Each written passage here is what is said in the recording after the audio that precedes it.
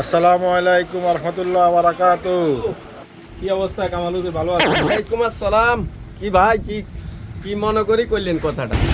আমি আইসি আপনার কাছে সকাল ধরে আমরা দেইটাই না, কথা বুঝছেন না, একদম ফেরেশান হয়ে গেছি আমি, কথা বুঝছেন না। ওই মানে কালকে রাত কেন্দ্র যে হেডেক আমার শুরু হয়েছিল, কোনো ভালো হয় না। এখন আমি বহুত কিছু খাইছি সকাল ধরে, কোনো কাজ হয় না, কথা বুঝছেন না। আমি সকাল ধরে ঢোকাইছি, আমরা ব্যাকের কাছে গেছি, আমি দেইটাই না, আর কত হানি ওড়াতেন। বহু জায়গায় পেরেশানে আসিলাম, বহুত ইয়ে করতেছিলাম, তখন কি হানি হঠাৎ